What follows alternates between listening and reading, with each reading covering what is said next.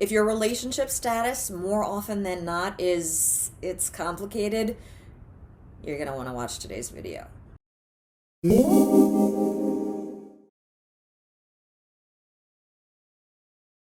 Today we're going to talk about the 4 things I wish I knew sooner about dating and relationships. But before we jump into it, if you're into personal growth and development in a practical, not too woo-woo type of way, please subscribe to my channel, give the video a thumbs up, and also please comment below. I read all the comments, and actually this video, like last week's video, comes from a conversation that was had in one of the comment sections of one of my videos. The first thing I wish I knew sooner is so often, so many of us are so focused on the relationship and the status of the relationship and making the relationship work that we don't actually take the time to consider if we should make the relationship work. And what I mean by that is we have all this pressure, and we put so much pressure on ourselves. Society tells us we're only half okay, and we need someone to complete us. And we think somehow if we don't have our other half, our twin flame, our soulmate, our perfect puzzle piece, that we are less than. And I'm very guilty of this. When I look back and think of all the romantic relationships that I wanted and that I tried to make work, they weren't worth making work. And I never even considered that.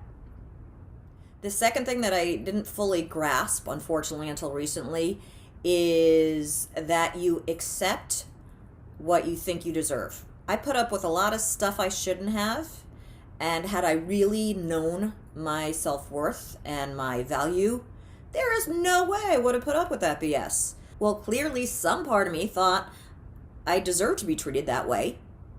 Otherwise, I wouldn't have stuck around.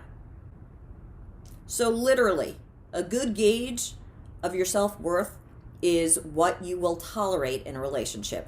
I'm not saying relationships are perfect. I'm not saying your partner has to be perfect, because we're not perfect. What I am saying is if there is a history and a pattern of disrespect and mistreatment after you have let your feelings be known, at some point it's not their responsibility to step up their game.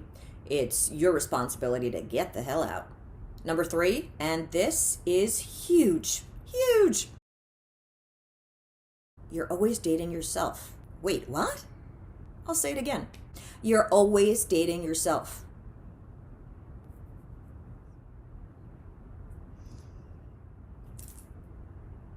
Yes, you. And me. And everyone. And I'll explain it. I would ask questions like, why am I always dating emotionally unavailable men? Why do I always find guys who are scared of commitment? Well, I took a step back and realized, maybe I'm scared of commitment and I'm emotionally unavailable. Yeah, it wasn't pretty, but it was true. If I was emotionally available, if I truly wanted commitment, the second I got a whiff that the other person was not available and was scared of commitment, again, I would have been out of there. But because I didn't want to look inside and see that it was me who was scared of commitment, and that's why I kept picking people subconsciously who were scared of commitment, it was so much easier to put the blame on them and try to get something out of them that there was no way in hell I was ever going to get, which deep down somewhere inside me, I didn't really want. And number 4, something to consider. What if their perceived rejection of you has absolutely nothing to do with your flaws and faults and shortcoming and weaknesses, and everything to do with their BS and their limitations? You know, when they say, oh, it's not you, it's me. Well, they don't mean that. But a lot of the times, it really is.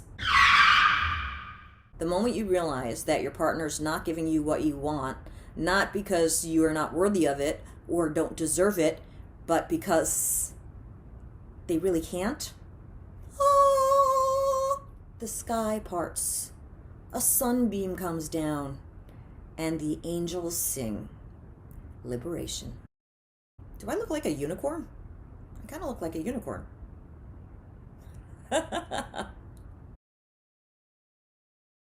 Anyway, 4 things that have made a huge difference in my mindset and actions and life once I started playing around with the ideas. Let me know if that was helpful at all. Let me know if you like my unicorn horn. Let me know where you get stuck in relationships, and let me know if you have any suggestions for future videos. As I mentioned, the last couple of weeks, my last couple of videos all came from the comments sections in other videos. Also, if you're into personal growth and mindfulness for the not too woo-woo in a kind of down-to-earth practical way, please subscribe. It's a brand new channel, and I'm just getting started. Subscribe to the blog, maximizelife.com, on Instagram, a.maximize.life, on Twitter, a maximize life, and on YouTube, a maximize life. 2 X's. Talk to you soon.